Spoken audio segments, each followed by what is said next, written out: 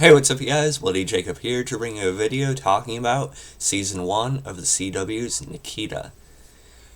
And this is a show I was really surprised by when I watched it. The show ran from, let's see, I have it up right here, ran from 2010 to 2013. And I'll just say, like, right off the bat, a lot of times it's hard for me to get into, spy-based espionage type of shows for one reason or another. I do like things like Burn Notice once in a while, or, certain things like that sometimes, but I was never, like, a big James Bond fan or anything like that. I'm not really, like, heavily interested in, like, spy stuff in general. But Nikita, at least the CW's version, I never seen the original series or the movie or anything like that. But as far as this version goes, I was really impressed by it. I liked it in the first few episodes, but there's a certain point in the first season that it reaches where it really just puts it over the top for me. The cast in this is absolutely stellar, I think. A lot of names some names I knew beforehand. Maybe I should talk about the actual story of the show first, right? I'll read what they have here. The series focuses on Nikita, a woman who escaped from a secret government-funded organization known as Division, and after a 3-year hiding period, she's back to bring down the organization. And that's the very much the bare bones of the story here. But also why she was actually part of this organization, Division, and they're a branch of the government, but they basically became very corrupt, very more so specific in their own greed and taking over and stuff like that. So their long-term goal is to sort of like override the CIA and sort of gain more power and things like that. And why Nikita left that organization is because you're not supposed to, tell anyone outside of it, what they are, what you're doing, and things like that. And she told someone she fell in love with, and they actually, had their main hand in killing that person. She fell in love with Daniel Monroe. And so this is part justice, you could say revenge, or this is also like avenging, that person's death, her lover's death and stuff like that. So it's driven very much by that, but she also develops a very close relationship with someone else named Alex. And Alex, she has basically joined Divisions to sort of be her mole on the inside. And for at least part of the season, they have a way of communicating back and forth, so Nikita can know certain things that they're trying to get done ahead of time, so she can sort of get in there and screw it up for them, It sounds kind of generic on the surface, but really there's a bunch of twists even in the first season I watched alone that really helped define this as at least above average in its genre, I'd say. Okay, and that's the basic setup for it. And like also how Division recruits their people. They basically... This review is going to involve spoilers because obviously the first season was all the way back in 2010. So, Alex, her parents were actually killed by Division, and she was basically brought in. They basically bring in people who didn't really have much going for their lives, or they're from some sort of tragic background, and they basically try to morph them into basically their puppets, really. They train them in combat before making them agents, and then they put them out there to do their bidding. So that's, like I said, that's basically a setup for it. And the cast that I was going to talk about earlier, it's really, really well-rounded, I think. We'll talk about Maggie Q herself in a second, but you have a guy like Xander Berkeley. He has a huge filmography. He's been an actor for quite a while now. Ever since the 80s, actually. He was in an episode of even MASH back in 1981 and stuff like that. But I'm pretty familiar with him because personally, I know him from Sci-Fi as Being Human, which you guys know is a show I was very much fond of. One of my favorite shows of all time, if not my favorite show of all time. If you guys remember, he played Liam in season 3 of that, and he's also in Salem, which is a show my girlfriend was having me watch for a while. We still need to watch more of that. That's a pretty good show. He also had a pretty major role on 24. I didn't see much of that, but I'm just telling you some things he's from. He is in Terminator 2, and just a bunch of stuff. He has a lot of television credits too. He's in The Mentalist. He's even in 12 Monkeys, the TV series version on Sci-Fi.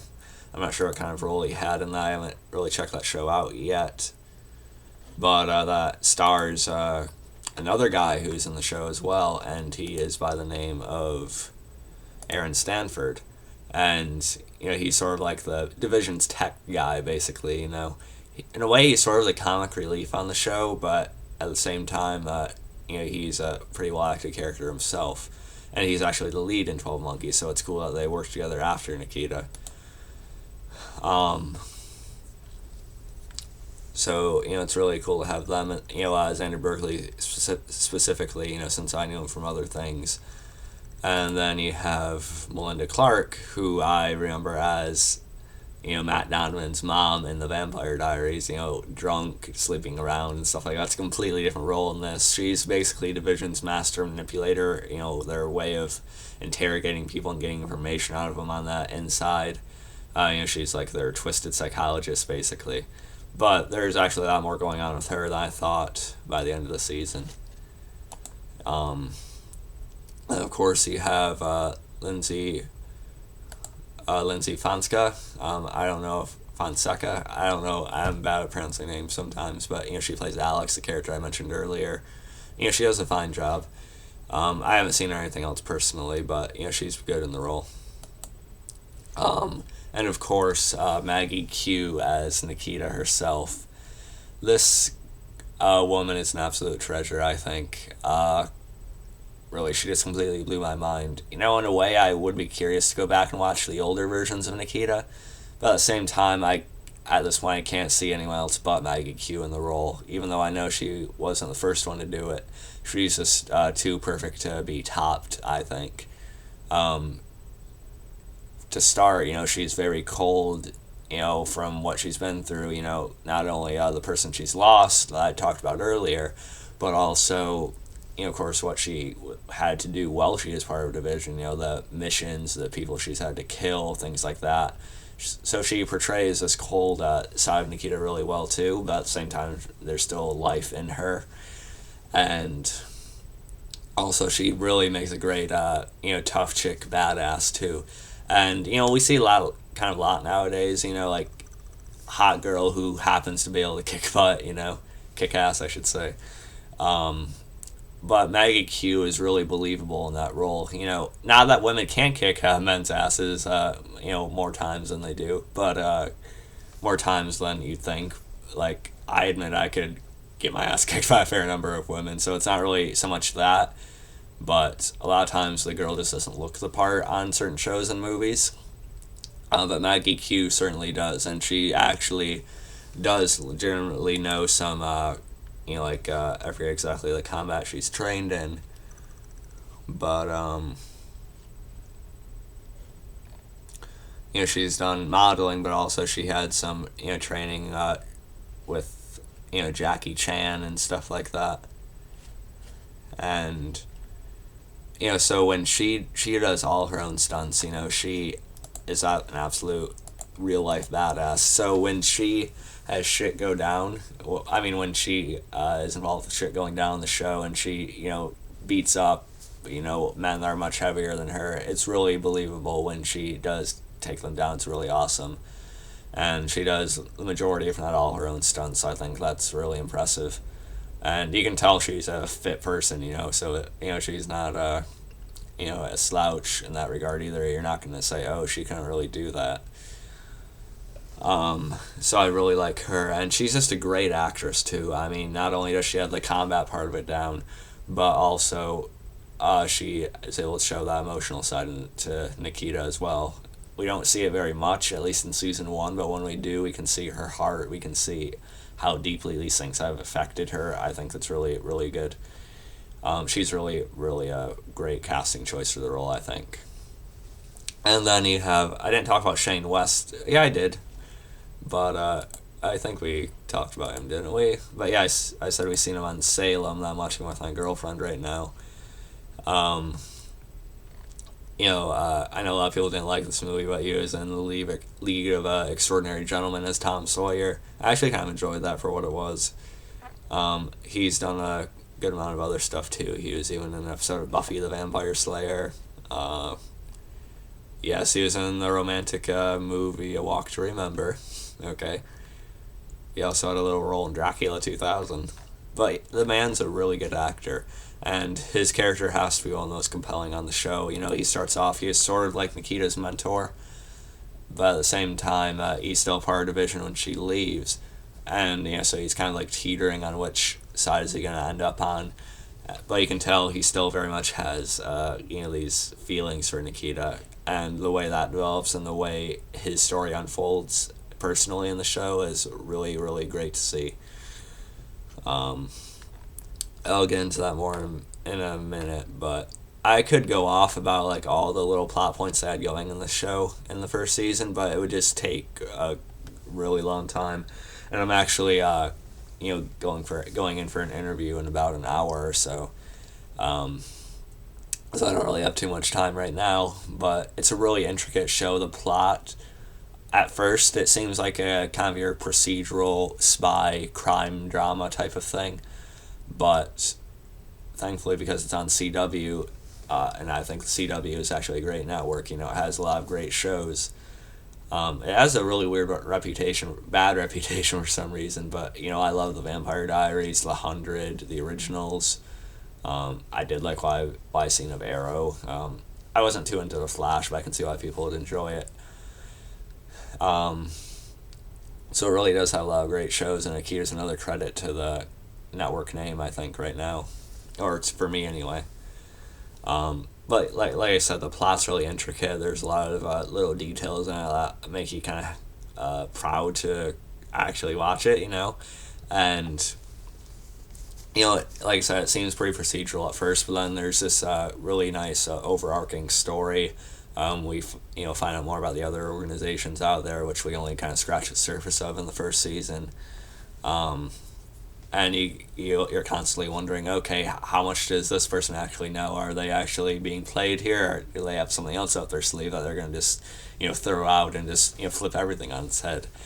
And it ends up moving at a pretty fast pace, too, which is really nice. I actually didn't expect it to move as quickly through the plot as it did. And it's not rushed or anything either. It's actually has a really nice energy to it, I think.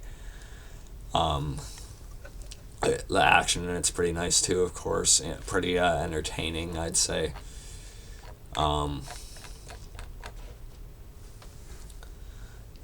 There's just so much I could say about this show. It really went above my expectations. And like I said, I can't talk about every plot point of the season. I just don't have the time for it, and I can't say I fully remember every part of it either. But I want to talk about Shane West's character, Michael Bishop, a little bit. Because why he was recruited into Division was his wife and daughter were actually basically killed in front of him, blown up pretty much in an explosion when he got out of a car. And as we then he was basically recruited because he was promised that they'd eventually find the man that was behind it. But then it turns out that Percy, which is Xander Berkeley's character, he's the head of Division, he was actually behind the whole thing, kind of pulled the strings and basically used and manipulated the whole situation to have Michael on his side.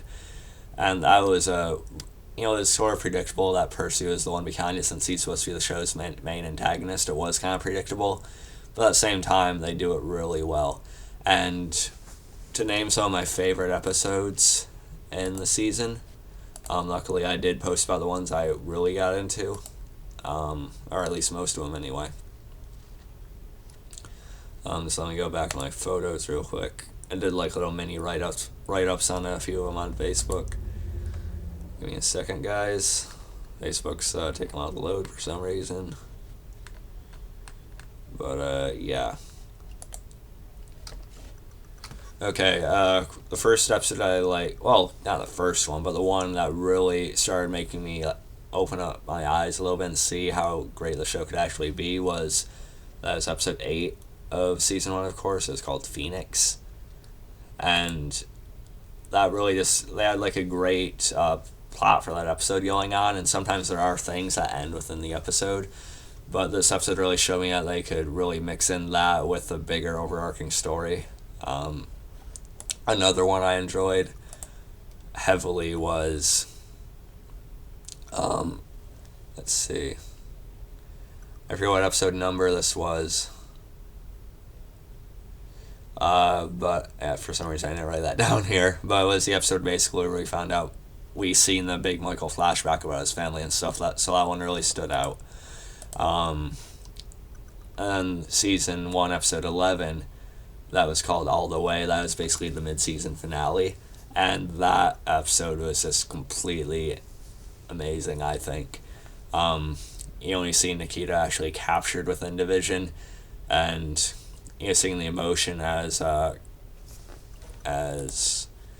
Melinda Clarke's character, Amanda was interrogating her, trying to question her as she made her watch footage they had recorded of her and Daniel, just seeing how that almost broke her down, but then she had the strength to keep herself from completely falling off the edge and stuff like that. Really good acting involved with that, and then her whole escape was completely badass. Just seeing as like the ceiling was shaking and the chains were released and stuff like that, as they were brought down, she like pulled up and helped to bring it down herself. It was a really badass moment. And how she used the chains to take out the guards as they came into the room. And then how she basically entered like the recruits' little training, sparring area, and then she basically just ragdolled and just owned all of them, which is a really awesome fight scene too. The choreography on this is really good for the fight scenes too, I think. So that was a really great episode. I didn't expect episode 11 of the first season to be as major as it was, but it was incredible. And then episode 17, it's still one of my favorite episodes of the season. I'll read you what I wrote here about this episode on Facebook. I thought I was pretty much set on how into the show I actually am a handful of episodes ago, but this episode delivered in ways that really now put the series over the top. The action was as entertaining and intense as ever, but what really impressed me with this one was how emotionally gripping it ended up being. I already like Shane West's character Michael as the male lead, but the way they handled his story and the payoff they gave the character in this episode really turned his continued development into something more than I ever was expecting with this type of show. The acting all around is great with regards to Maggie Q as always, but West's performance, especially in one of the final scenes outside with Nikita, was actually gut-wrenching in a way, and actually caused me to be a little misty-eyed. The twist of who is truly responsible for the traumatic loss in his life was somewhat predictable. I already talked to you guys about that. But that really helped to establish, Xander Berkeley's character, Percy, as what he was, and as the villain he is. And Michael, as he is sort of teetering between Division, helping Nikita and stuff like that. The way they handled that in this episode was just incredible. And that scene outside right at the end of the episode where Michael basically describes losing his family and stuff, and it was great acting, and it did make me almost tear up a little bit, so it was really great.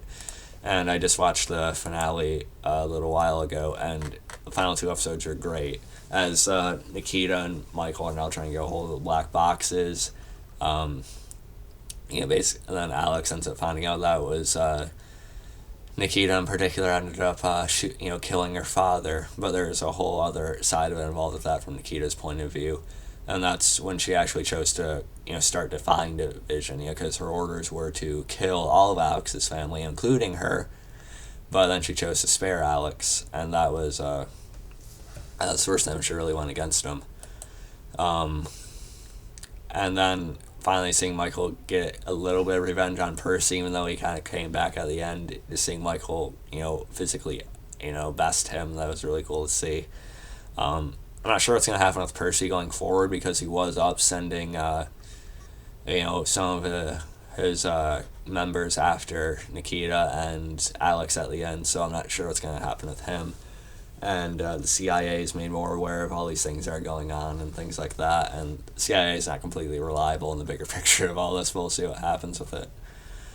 And there's just so many details I'd get lost in trying to describe it all to you guys. But Nikita is an absolutely great show.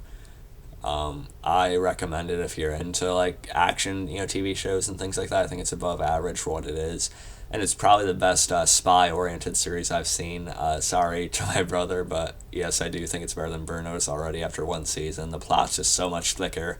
There's so many more twists, but it's not worth. You don't have to compare it to every show.